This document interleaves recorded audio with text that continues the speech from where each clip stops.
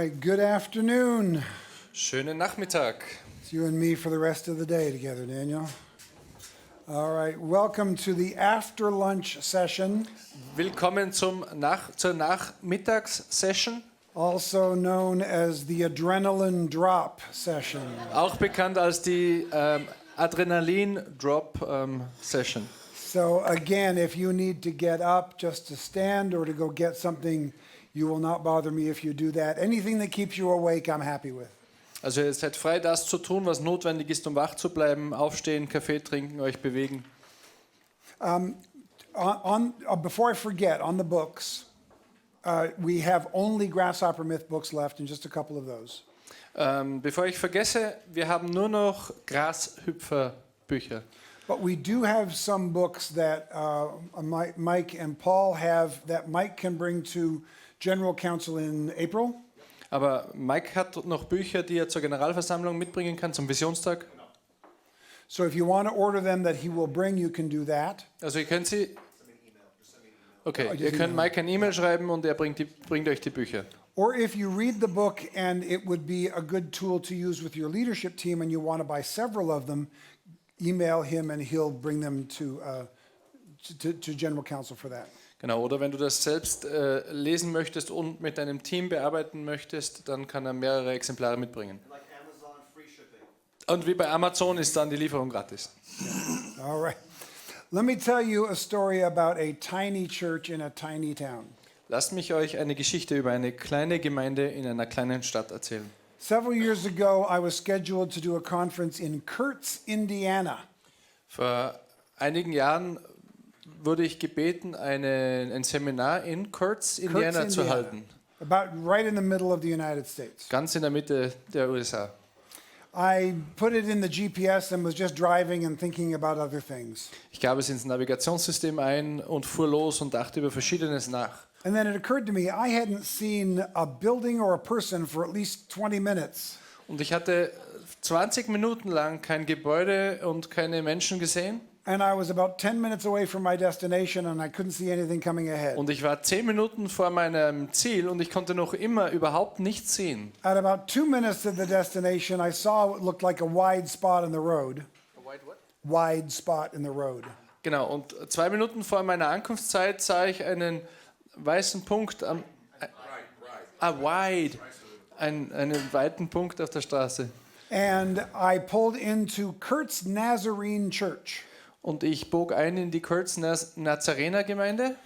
Kurtz is not big enough to actually be an official town. Es ist also diese Ortschaft ist nicht mal groß genug, um offiziell ein Ort genannt zu werden. There are just a handful of homes. Es war nur eine Handvoll Häuser. There were no stores, there were no gas stations. Keine Geschäfte, keine Tankstellen. And there's this one tiny church. Und da ist diese eine kleine Gemeinde. We had a wonderful conference. Wir hatten eine wunderbare Konferenz. At the end of it, I asked the pastor if he would show me around the building. Und als ich fertig war, habe ich den Pastor gefragt, ob er mir das Gebäude ein wenig zeigen könnte. The tour did not take long. Die Tour hat nicht lange gedauert. At the end of it, I was standing in his office. Am Ende war ich in seinem Büro. And I said, this seems like a really busy and active church. Das schaut nach einer sehr geschäftigen, aktiven Gemeinde aus. Yeah, he says it really is. We've got a lot going on here. Er hat gesagt, ja, das ist so, wir haben viel am Laufen. I said, please don't feel insulted by this next question, but how?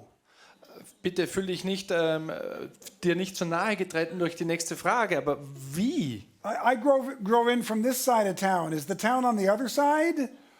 Sorry. I drove in from this side. Is the town on the other side? Also ich bin von dieser Seite auf die andere Seite der Stadt gefahren. Na? Aha, okay. Ihr habt das verstanden. What they said. He said, no, if you drive for 30 minutes in any direction, that's all you'll see. Also egal in welche Richtung du eine halbe Stunde lang fährst, du wirst nichts sehen. And I said, then how is this active if there's nobody around? Also wie kann die Gemeinde dann so lebendig sein, wenn es rundherum nichts gibt? He said, actually, that's a big part of our story. Und das ist tatsächlich ein großer Teil unserer Geschichte. So I said, then I want to hear that story. Dann habe ich gesagt, diese Geschichte möchte ich hören. He said, I've been here for 6 years. Er hat gesagt, ich bin hier schon seit 6 Jahren. For the first 4 years, about all I did was have funerals for church members. Das Einzige, was ich 4 Jahre lang getan habe, war Beerdigungen von Gemeindemitgliedern zu halten. Sometimes I felt like I spent more times doing funerals than doing Sunday morning services. Manchmal hat es sich angefühlt, als ob ich mehr Zeit mit Beerdigungen verbringe als mit Sonntagsgottesdiensten. And 2 years ago, I was sitting at yet another funeral reception. Und einige Jahre zuvor war ich auf einem Beerdigungsempfang. And I was sitting in the corner feeling sorry for myself. Und ich saß im Eck und ich tat mir selbst leid. I was complaining to God. Ich habe mich bei Gott beschwert. Lord, did you bring me here just to bury a church one member at a time? Gott, hast du mich hierher gebracht, damit ich ein Mitglied nach dem anderen beerdigen soll? We do so many funerals that we actually have become very good at doing funeral receptions.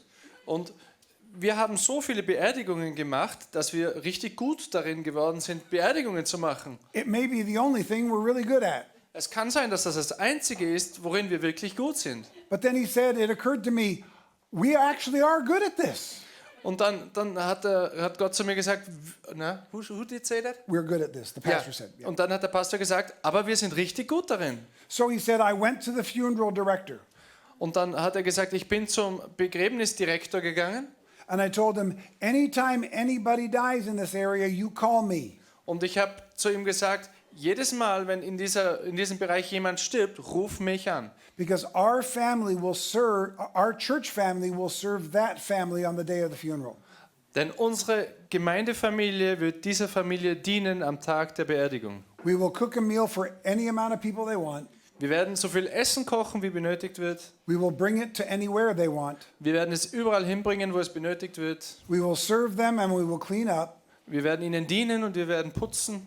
And we will give a grieving family one less thing to worry about on the day they bury their loved one. Und wir werden einer trauernden Familie eines abnehmen, wenn sie in der Trauer sind. He said, since then, we have touched almost every family in this entire region. Seither haben wir fast jede Gemeinde in der besagten Region, jede Familie in der Region sind wir begegnet. And we were standing in his pastor's office at the time. Und wir standen in dem Büro des Pastors. He said, actually on Monday, I'm clearing out my office. Und montags räume ich mein Büro. I said, you're not leaving, are you? Und ich habe gesagt, du gehst nicht, oder? He said, no, I'm moving to the closet down the hallway. That's enough for me.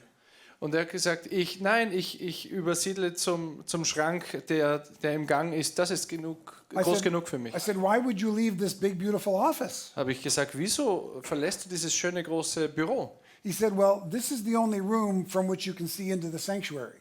Das ist der einzige Raum, von dem man in den Gemeindesaal sieht. So next week, we're going to turn this into a nursery. Und nächste Woche verwandeln wir es. What is a nursery? In einen Kinderraum. Because for the first time in over a decade, our church has babies. Denn das erste Mal nach über 10 Jahren haben wir Babys in unserer Gemeinde. Church growth through funeral receptions. Gemeindewachstum durch Begräbnisdienst. I'm tempted to make it the next title of my book. Ich bin dazu verleitet, es zum Titel meines nächsten Buches zu machen. But I won't. Aber ich werde es nicht tun. And don't you go home and call the funeral director. That's not the point. Und geht nicht nach Hause und ruft den Beerdigungsdienst an, den Bestatter, genau. The point is, they discovered what they can do well. Was ich sagen möchte ist, sie haben herausgefunden, was sie gut können. And they discovered it through what they thought was their greatest weakness. Und sie haben es herausgefunden, dadurch, dass sie dachten, was ihre größte Schwäche wäre. The Lord often works that way. Und Gott arbeitet oft auf diese Art. So we may be looking for the answer in the wrong place because we think it's a weakness. Und wir suchen oft nach der Antwort auf die falsche Art und Weise oder am falschen Ort, weil wir denken, es ist eine Schwäche. Set that idea aside. I'll come back to it in a moment. Leg diese Idee kurz zur Seite, wir kommen gleich darauf zurück. Among church leaders right now, there's a common conversation. Unter Gemeindeleitern gibt es momentan eine Diskussion oder ein Gespräch. In recent years, I've heard many church leaders say this. In letzter Zeit habe ich einige Gemeindeleiter Folgendes sagen hören. Your church cannot be a great church if the pastor tries to pastor everyone. Deine Gemeinde kann keine großartige Gemeinde sein, wenn der Pastor versucht, jeden zu betreuen. I don't believe that's true. Ich glaube nicht, dass das stimmt. I don't think you need to pastor less to be a great church. Ich glaube nicht, dass du weniger Menschen betreuen musst, um eine bessere Gemeinde zu werden. And thankfully, you don't need to pastor more in order to be a great church.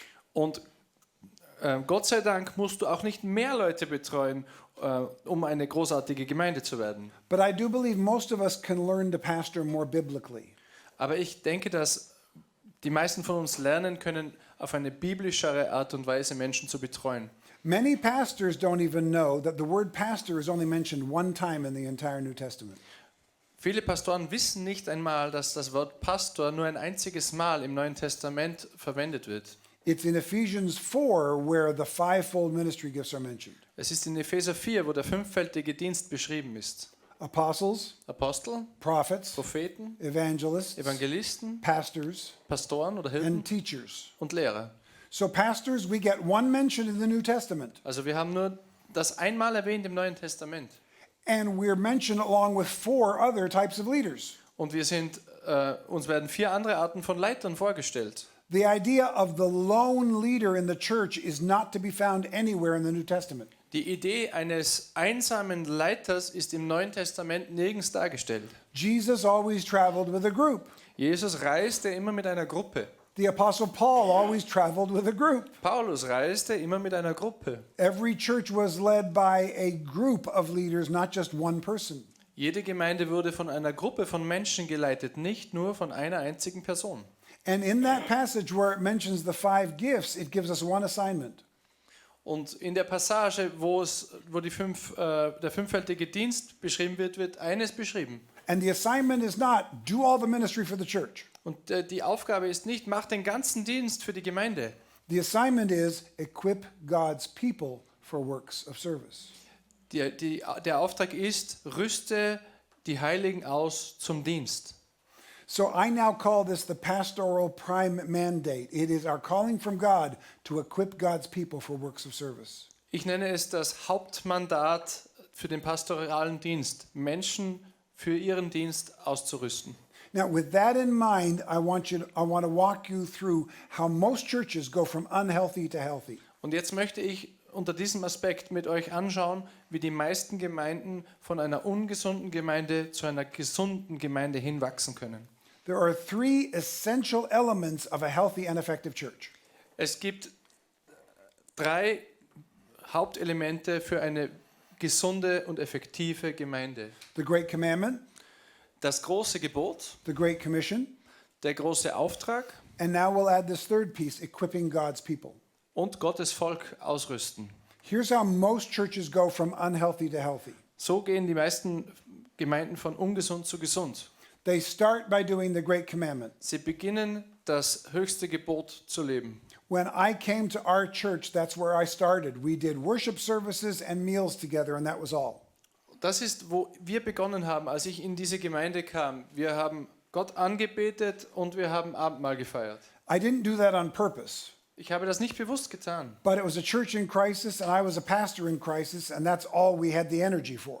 Aber ich war ein Pastor in einer Krise und es war eine Gemeinde in der Krise und das war alles, wofür wir Energie hatten. And by worshiping and eating together, we learned to love God and love each other better. Und dadurch, dass wir angebetet haben und gemeinsam gegessen haben, haben wir gelernt, einander und Gott zu lieben. This creates a loving but ineffective church. Das führt zu einer liebevollen, aber uneffektiven Gemeinde. Many churches get stuck at this place. Viele Gemeinden bleiben stecken in diesem Punkt. They can't figure out why they're not having impact on the community. Sie finden nicht heraus, warum sie keinen Einfluss auf die Gesellschaft haben. After all, they say, we have great worship services and wonderful fellowship, Sie sagen, wir haben wunderbare Gottesdienste und wir haben großartige Gemeinschaft. but all the energy is going up and in and nothing is going out. Aber alle Energie geht intern und nach oben, aber nichts geht nach außen. So it's loving, but it's not having much impact. Es ist liebevoll, aber es hat nicht viel Einfluss. So typically what happens at that point is we add the element of the Great Commission. Also was wir dann tun, ist, wir ergänzen den großen Missionsauftrag. This happened in our church. Das ist, was in unserer Gemeinde passiert ist. At about year 7 or 8, I realized, hey, I think we're a fairly healthy church. Nach dem Jahr 7 oder 8 habe ich erkannt, Healthy church. wir haben eine gesunde Gemeinde. But we haven't been impacting the community, so let's start reaching out to them. Aber wir haben die Gesellschaft nicht erreicht, also lass uns hinausgehen. But the people who were doing the reaching out was a very small percentage of people, mostly staff. Aber die Leute, die nach außen gegangen sind, war ein sehr kleiner Anteil der Gemeinde und überwiegend Mitarbeiter, Bezahlte. Remember I told you at 400 we wanted to hire a staff for 600? Ihr erinnert euch, als wir 400 waren, wollte ich Mitarbeiter für eine 600 Mitglieder Gemeinde anstellen. That's because the church was doing the Great Commandment, but it was pretty much the pastors doing the outreach and Great Commission. Das war, weil die Gemeinde das höchste Gebot gelebt hat, aber der Pastor war der Einzige, der den Missionsbefehl gelebt hat. So when you do that, you end up with overworked pastors and passive members. Und wo du landest, ist, dass du überarbeitete Pastoren hast und passive Mitglieder. That's what happened to us. Das ist, was uns passiert ist. We went from taking care of 200 Christians to taking care of 400 Christians. Wir sind übergegangen von sich um 200 Christen zu kümmern, dass wir uns um 400 Christen gekümmert haben. We were exhausted and they were staying spiritual babies. Wir waren überarbeitet und sie blieben geistliche Babys. But when you add the last element, that's when things really change.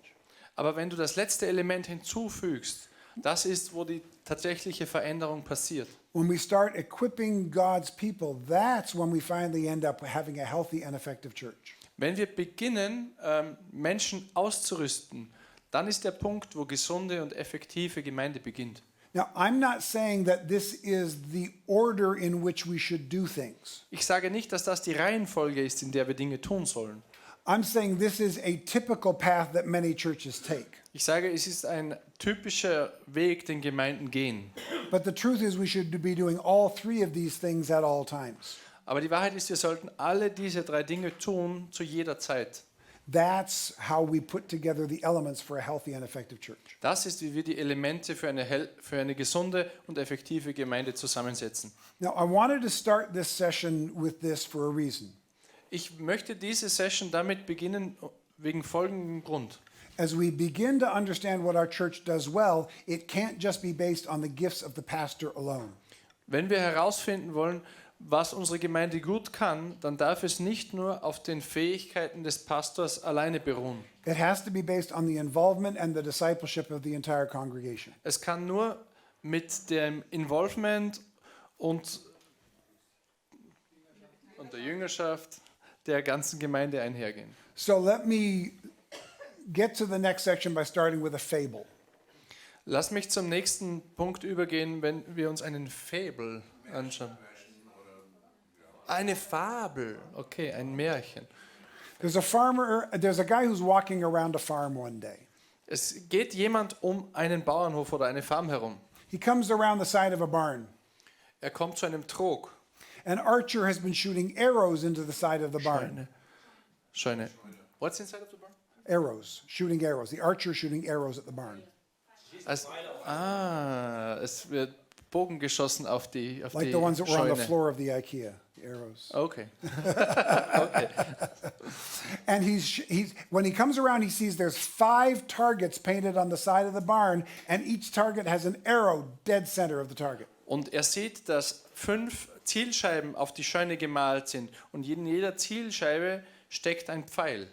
He looks at the archer and looks at the barn and thinks, wow, you must practice all day long. Und er hat auf den Bogenschützen geschaut und er hat gesagt, du scheinst jeden Tag, den ganzen Tag zu üben. Then he watches as the archer walks around to the other side of the barn with the arrows. Und dann sieht er, wie der Bogenschütze auf die andere Seite der Scheune geht. There are no targets painted on that side of the Auf barn. der Seite sind keine Zielscheiben aufgemalt. 5 times he aims for the barn door. Und 5-mal versucht er, die Tür der Scheune zu treffen. 5 times he misses the barn door. Und 5-mal schießt er an der Scheunentür vorbei. But he doesn't seem upset by it at all. Aber er sieht überhaupt nicht frustriert aus. He walks over to the side of the barn and picks up a paint can and a paintbrush. Er geht auf die Seite der Scheune, nimmt den Farbkübel und einen Pinsel And then he paints a target around where each arrow hit. und er malt eine Zielscheibe rund um jeden Pfeil herum. Now I want you to imagine that instead of shooting 5 arrows, he shoots 100 arrows. Und stell dir vor, er beginnt anstelle von 5 Pfeilen 100 Pfeile zu schießen. Shooting 5 arrows doesn't tell you much. 5 Pfeile zu schießen sagt nicht viel aus. But if you shoot 100 arrows, you might learn some things. Aber wenn du 100 Pfeile schießt, dann könntest du etwas lernen. Maybe you'll still land 50 arrows randomly. Es kann sein, dass du 50 Pfeile versehentlich oder zufällig irgendwo hinschießt. But maybe 25 of them group up together in this spot. Aber 25 von ihnen werden einen gewissen Bereich treffen. And maybe another 25 group up over in this spot. Und 25 andere werden vielleicht an einem anderen Bereich dann stecken bleiben. When you see where your arrows are grouping, get out a big paintbrush and paint a target around those two groups. Und wenn du 25 Pfeile an einer Stelle findest, nimm einen Farbkübel und mal eine Zielscheibe drumherum. Here's what that means for the church. Hier ist, was das für die Gemeinde bedeutet. Do not go home and try to figure out what makes your church different from every other church. Fahr nicht nach Hause und überlege, was deine Gemeinde von allen anderen Gemeinden unterscheidet. Go home and do the things. Oh, that's me up there. I didn't know that. Go home and do the things you know every church is supposed to do. Tu, was du kannst und achte darauf, was läuft und warum. See, 99% of what your church is called to do is exactly the same as what my church is called to do. 99% von dem, wozu deine Gemeinde berufen ist, ist auch dasselbe, wozu meine Gemeinde berufen ist. Let's just call it the Jesus stuff. Lass es uns das Jesus-Zeug nennen. You are supposed to do what Jesus tells the church to do. I'm supposed to do what Jesus tells the church to do. Du musst tun, was Jesus gesagt hat, dass die Gemeinde tun muss, und ich muss tun, was Jesus gesagt hat, dass ich tun muss. As you do what Jesus calls every church to do, it'll come out one way. Wenn du tust, was Jesus die Gemeinde beauftragt hat zu tun, wird es auf eine Art und Weise herauskommen. When my church does everything Jesus calls the church to do, it'll come out a different way. Wenn meine Gemeinde all das tut, wozu Jesus uns beauftragt hat, dann wird es auf eine andere Art und Weise herauskommen. We get really obsessed with what makes our church different.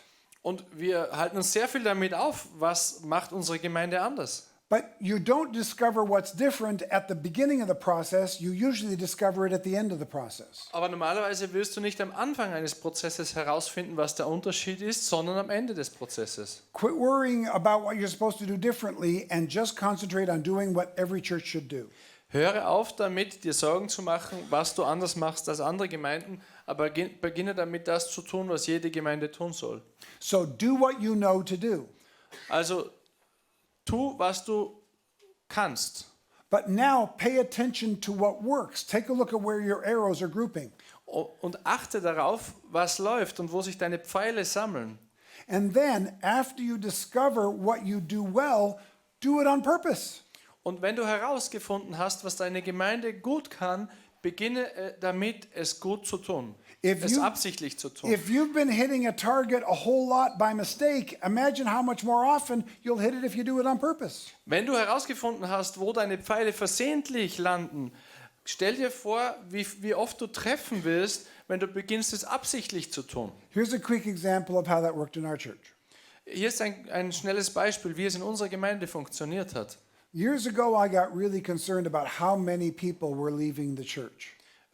Jahre zuvor wurde ich sehr besorgt darüber, wie viele Menschen unsere Gemeinde verlassen haben. This was during a different time than the season I mentioned earlier. Das war eine andere Zeit, als die ich vorher erwähnt hatte. And then I started taking a look at who was leaving. Und dann habe ich begonnen nachzusehen, wer die Leute sind, die gehen. And I realized, oh, this couple left because they went onto the mission field. Dieses Paar verließ uns, weil sie aufs Missionsfeld gingen. This person left because they were going to Bible college. Diese Person verlässt uns, weil sie auf die Bibelschule geht. This family left because they were hired on staff at a local church. Und diese Familie verlässt uns, weil sie bei einer anderen Gemeinde angestellt wurden. And I started realizing most of the people that were leaving because they were going off to do further ministry.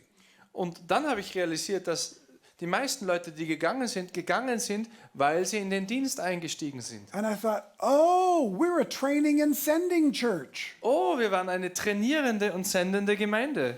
Up until then, I wasn't doing it on purpose. I was doing it by mistake. Bis zu diesem Punkt habe ich es nicht absichtlich gemacht, es ist versehentlich passiert.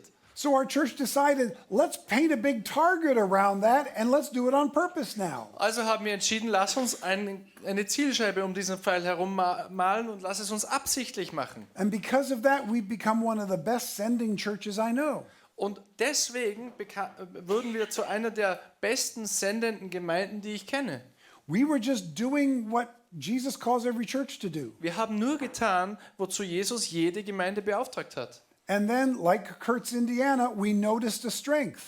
Und wie Kurt in Indiana haben wir einfach herausgefunden, was unsere Stärke ist. And like Kurt's Indiana, the thing that was a strength was the thing that we thought was our weakness. People were leaving. Und wie in Indiana war das, was wir dachten, dass eigentlich unsere Schwäche wäre, unsere Stärke. So do it on purpose. So beginne es absichtlich zu tun. Then after that, feature what you do well. Dann zeige auf, was deine Gemeinde gut macht. Let everybody know we are the church that does this thing. Sag jedem, dass wir sind die Gemeinde, die jene macht. Here's another example from another wonderful small church. Hier ist ein Beispiel von einer wunderbaren anderen kleinen Gemeinde. There's a small town in California called Ione. Da gibt es einen kleinen Ort in Kalifornien, der heißt Ione. It's way up in the woods with very little around it. Es ist weit oben in den Wäldern mit wenig drumherum. But it is right next to the men's state prison. Aber es ist ganz in der Nähe von einem Männergefängnis, einem staatlichen Männergefängnis. There are more men in the prison than there are people in Ione. Es gibt mehr Männer in diesem Gefängnis als Menschen in Ione. Because the prison is next to them, women and children are constantly moving into their town for a short period of time. Und weil das Männergefängnis dort ist, kommen regelmäßig Frauen und Kinder für eine kurze Zeit in ihre Stadt. These are the women and children that are connected to the men in the prison. Das sind die Frauen und Kinder der Männer, die im Gefängnis sitzen. But the kids are always a problem in the city Aber diese Kinder sind immer ein Problem in dieser Stadt, because they don't have any good adult role models in their lives. weil sie keine guten Vorbilder als Eltern in ihrem Leben haben. But for some reason, these kids liked attending my friend's church. Aber aus irgendeinem Grund haben diese Kinder gerne den Gottesdienst meines Freundes dort besucht. They were drawn to the pastor and some of the other leaders. Sie wurden vom Pastor und von anderen Leitern dort angezogen. So the pastor thought, this is what we do well. Und der Pastor hat gesagt oder hat gedacht, das ist, was wir gut können. But how can we help these kids the best? Aber wie können wir diesen Kindern am besten helfen? So here's what they did. Und das haben sie gemacht. They asked the teachers, how can we help you help those children?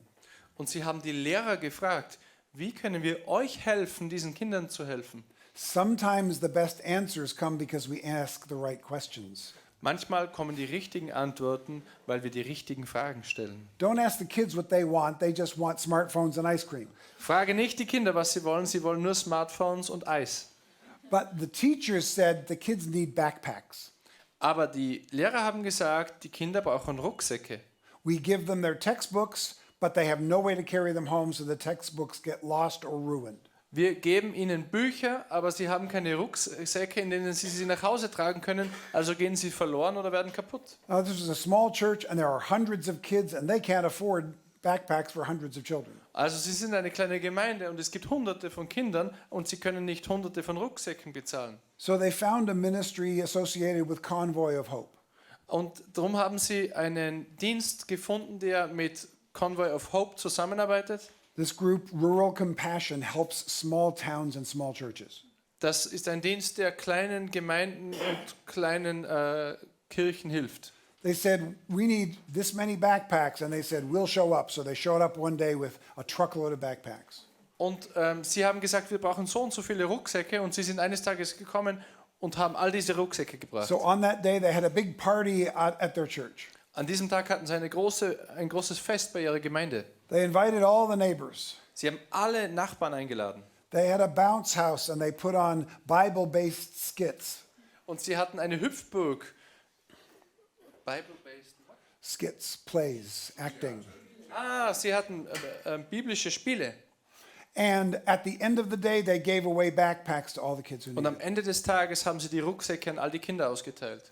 They do this every year, and they do a whole bunch of other things for those kids all year long. Und sie machen das jedes Jahr und sie machen ganz viele andere Dinge für diese Kinder. And they now call themselves the church that cares for kids. Und jetzt nennen sie sich die Kirche, die sich um Kinder kümmert. They didn't actually change the legal name of the church, but that's how they advertise themselves everywhere.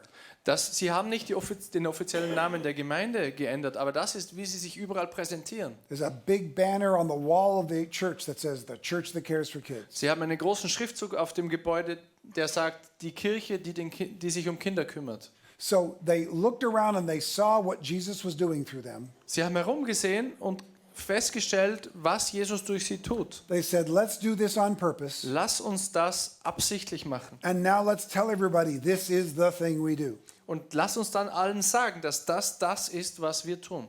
So that's all they do? Und ist das alles, was sie machen? Yeah, that's all they do. Ja, das ist alles, was sie machen. So if young marrieds come to the church or if seniors come to the church, what happens? Also wenn junge Verheiratete in die Gemeinde kommen oder ältere, They ask them, do you like kids? dann fragen sie, mögt ihr Kinder? Because if you don't like kids, you're not going to be happy here. Denn wenn du keine Kinder magst, dann wirst du hier nicht glücklich sein. But if you love kids, have we got a ministry for you? Aber wenn du Kinder liebst, dann haben wir einen Dienst für dich. They've gone from trying to do everything the big church did only badly Sie haben aufgehört zu versuchen, die Dinge zu tun, die große Gemeinden tun, auf eine schlechte Art und Weise. and now they do the one thing God is calling them to do and they do it really well. Und jetzt haben sie begonnen, das zu tun, wozu Gott sie berufen hat, auf eine vorzügliche Art und Weise. This is one of the primary rules the smaller the church is. Das ist eine der wichtigsten Regeln, je kleiner die Gemeinde ist. We need to do fewer things so that we can do them well. Wir müssen weniger Dinge tun, damit wir sie besser tun können. Here's a set of questions that will help you decide what that might be. Actually, before I get to that, let's do this. Now, if you're going to just do one thing, what do we do about the other many things we're doing? Wenn wir beginnen, uns auf eine Sache zu fokussieren, was passiert mit all den anderen Dingen, die wir dann nicht mehr tun können? People who live in expensive cities with small closets have a rule they call the closet rule. Menschen leben in großen Städten, aber mit einem kleinen Schrank und sie machen das mit einer Kleiderschrankregel. And the closet rule is I don't put a new garment into my closet until I've taken an old garment out of my closet. Und das heißt, ich gebe kein neues Kleidungsstück in meinen Schrank, bevor ich nicht ein altes Kleidungsstück entfernt habe. The closet rule for ministries is the same. Die Kleiderschrankregel für Dienste ist dasselbe. Don't add a new ministry until you've dropped an old ministry. Füge keinen neuen Arbeitsbereich hinzu, bevor du nicht einen alten Arbeitsbereich aufgibst. And many of our churches need a 2-for-1 sale. Und viele unserer Gemeinden brauchen einen 2 zum Preis von einem Verkauf. We're trying to do too many things. Wir versuchen, zu viele Dinge zu tun. But how do you begin to decide what to get rid of? Aber wie entscheidest du, was du loswerden musst? There's a set of questions that I believe every church should ask themselves regularly. Hier sind einige Fragen, die sich Gemeinden regelmäßig stellen sollten. What does your church do well that you'd like to do more of? Was macht ihr gut und was würdet ihr davon mehr machen? And what does your church do poorly that you'd like to do less of? Und was macht deine Gemeinde schlecht und würdet ihr gerne weniger oder aufhören zu tun? Like we talked about, there's something your church does really well. Wir haben darüber gesprochen, dass es etwas gibt, das eure Gemeinde sehr gut macht. But like we've also talked about, you don't have unlimited resources. Aber wir haben auch darüber gesprochen, dass ihr nicht unbeschränkte Ressourcen habt. So if you're going to do more of the thing you do well, those resources have to come from somewhere else. Das heißt, wenn du beginnst, etwas zu tun, wenn du von etwas mehr tun möchtest, dann müssen die Ressourcen von irgendwo kommen. And the best place for them to come from is the things that you're not doing very well. Und die beste Quelle von Ressourcen ist, wenn du die Dinge aufhörst, die du ohnehin nicht gut machst. Now, I know some of you up until now have kind of been, yeah, that sounds good. Und ich weiß, manche von euch sind jetzt so, ja, das klingt gut. But there's a heaviness in your chest right now Aber es ist eine Schwere in deiner Brust, because you're trying to imagine the conversation you're going to have with someone who really loves one of these ministries. aber du fürchtest dich vor dem Gespräch mit einem dieser Leute, die einen dieser Dienste, den du vielleicht aufhören musst, sehr liebt. You've got some people in your congregation who have a ridiculously strong emotional attachment to ministries that don't work anymore. Und ihr habt Leute in eurer Gemeinde, die eine Leidenschaft und eine Herzensbeziehung zu einem dieser Dienste in deiner Gemeinde haben, die aber nicht funktionieren. Now, this series of questions isn't like a magic wand. It won't fix all your problems. Die Fragen, die ich hier habe, das ist keine Zauberei. Es wird nicht all deine Probleme lösen. But it can be a good way to open the conversation. Aber es ist eine gute Möglichkeit, um ein Gespräch zu beginnen. You go to them and say, you know those ministries we've been doing that have been working really well? Haven't you loved doing that? Und du gehst hin und sagst, du weißt, diese Dinge, die wir tun, die recht gut funktionieren. Yeah. Liebst du das nicht? Yeah, that's been great. Ja, das ist gut. Let's do more of that. Lasst uns mehr davon tun. Okay, we will. Ja, wir werden. But in order to do more of that, we're going to have to do less of this. Aber damit wir das tun können, müssen wir weniger hiervon tun. Like I say, that's not a magic wand, but it's a better start to the conversation. Es ist Magic. Wand. Es ist kein Zauberstab, aber es ist ein guter Einstieg ins Gespräch. Begin with something like, begin with the positive before you get to the negative. Beginne mit dem Positiven, bevor du zum Negativen kommst. So why is it that some people have such a strong emotional attachment to certain programs?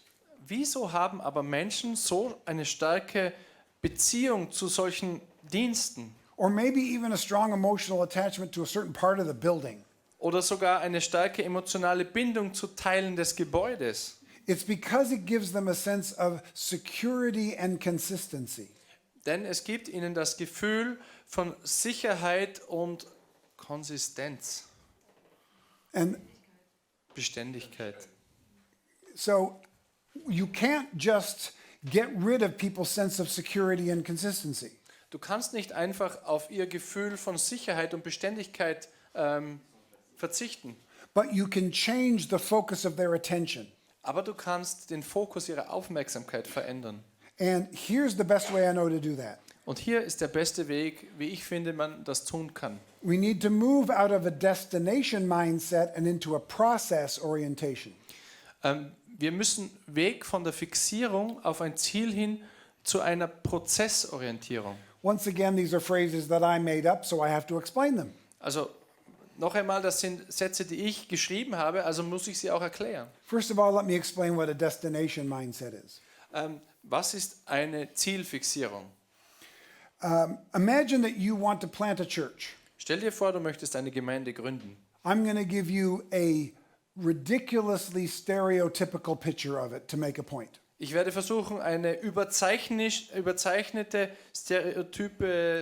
stereotypes Bild zu zeichnen. You got a picture of this church in your head. Du hast ein Bild von dieser Gemeinde in deinem Kopf. So you find a piece of land. Also findest du ein Grundstück, You build a building on it. du baust ein Gebäude, You put the sign out front.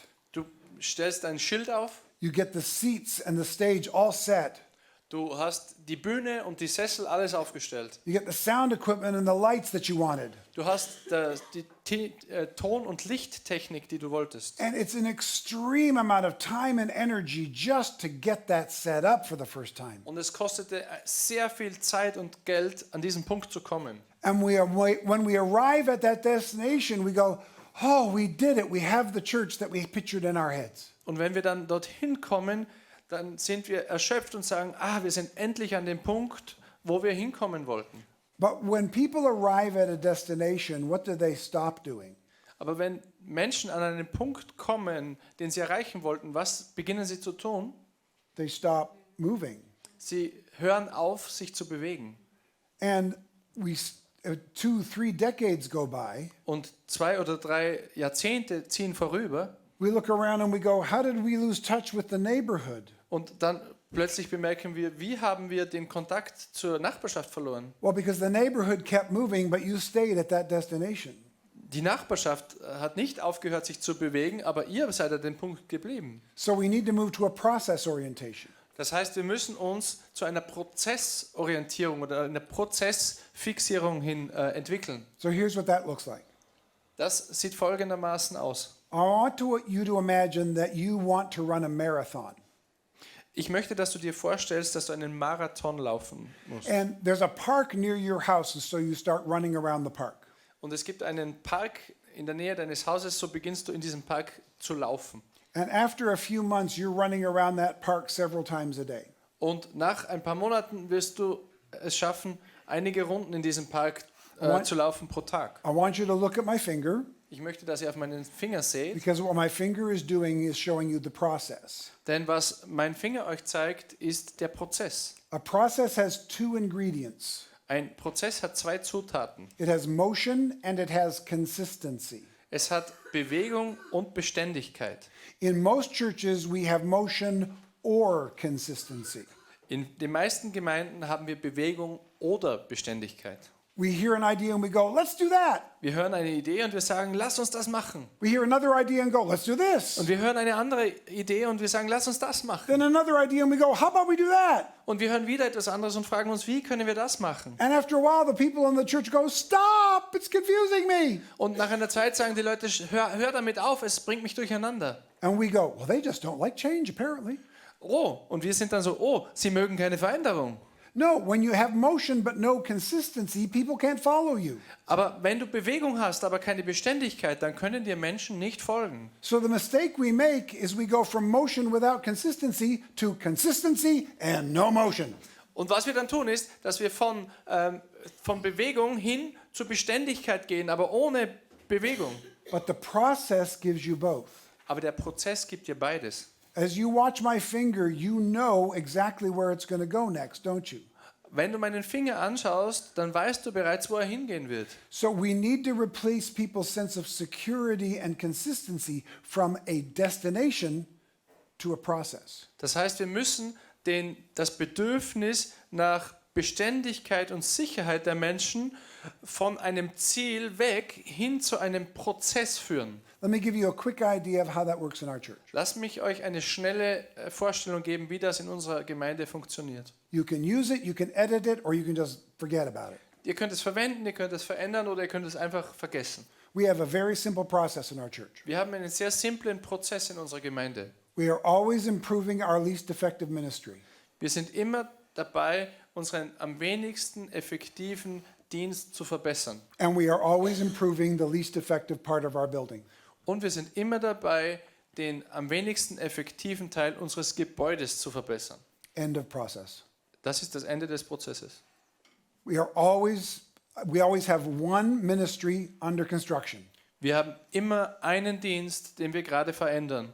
And there's always one part of the building under construction. Und es ist immer ein Teil des Gebäudes, der gerade verändert wird. And we decide which one to improve by looking around and asking ourselves which one is least effective right now. Und wir entscheiden, welchen Teil des Gebäudes oder welchen Prozess oder welchen Dienst wir verbessern, indem wir uns anschauen, was ist am wenigsten effektiv. We always lead with ministry and then we always follow with the building. Also wir lead with the ministry, then follow with the building.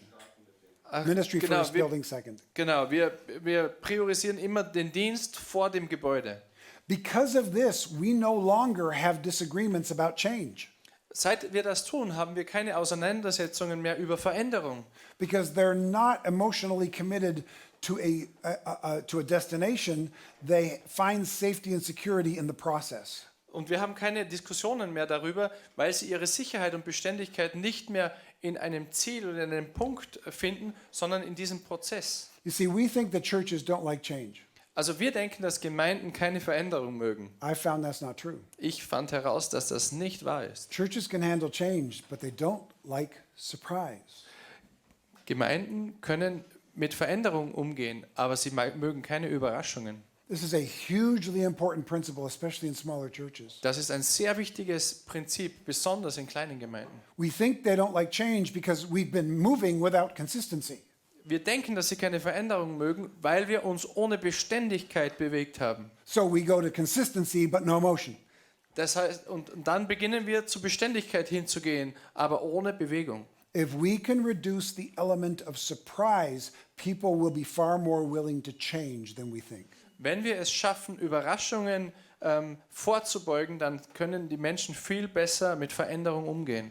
And to conclude this session, let me give you one way of helping reduce surprise. Und um diese Session abzuschließen, möchte ich euch eine Idee geben, wie wir verhindern können, dass Menschen überrascht sind. When I first came to our church 31 years ago, I made our leaders this promise. Als ich vor 31 Jahren in unsere Gemeinde gekommen bin, habe ich unseren Leitern folgendes Versprechen gegeben. Remember, we'd been through 5 pastors in the previous 10 years, so they'd had enough of unexpected change. Erinnert euch, wir waren in einer Gemeinde, die innerhalb 10 Jahren 5 Pastoren hatte. Also sie waren veränderungstraumatisiert. So here's the promise I made them. So, hier ist das Versprechen, das ich ihnen gegeben habe. If I ever have a big decision I want you to make, here's how I'll do it. Und wenn ich jemals eine wichtige Entscheidung mit euch treffen möchte, möchte ich es folgendermaßen tun. I will present the big decision in the first meeting, Ich werde euch die Idee in einem Treffen präsentieren and I'll give you until at least the next meeting before you need to make a decision about that. und ich werde euch immer mindestens bis zur nächsten Sitzung Zeit geben, bevor ihr darüber entscheiden müsst. Here's why. Das ist aus folgendem Grund. Think about the last big decision you presented to the church. Denk an die letzte große Entscheidung, die du der Gemeinde vorgestellt hast. You probably sat with it for days, weeks, maybe even months before you were ready to present it. Du selbst hast dich Tage, Wochen oder sogar Monate mit der Idee beschäftigt. And after waiting days, weeks, or months, you present it to the board, and if they're not saying yes in 20 minutes, you get mad at them. Und wenn du dann deine Idee der Leiterschaft präsentierst und sie nicht binnen 20 Minuten Ja dazu sagen, dann wirst du ärgerlich. The Lord is patient with us, we need to be patient with them. Der Herr ist geduldig mit uns, wir sollten mit unseren Mitleitern geduldig sein. If we give them the gift of time, they will be more willing to change than we give them credit for. Wenn wir ihnen Zeit schenken, dann werden sie mehr dazu bereit sein, mit uns zu gehen. Amen. Now we're going to take a short break. Amen. Lass uns eine kurze Pause machen. Bis 5 nach 3. 5 nach 3, so 7, 8 Minuten. All right? What he said. 5 nach 3. Okay.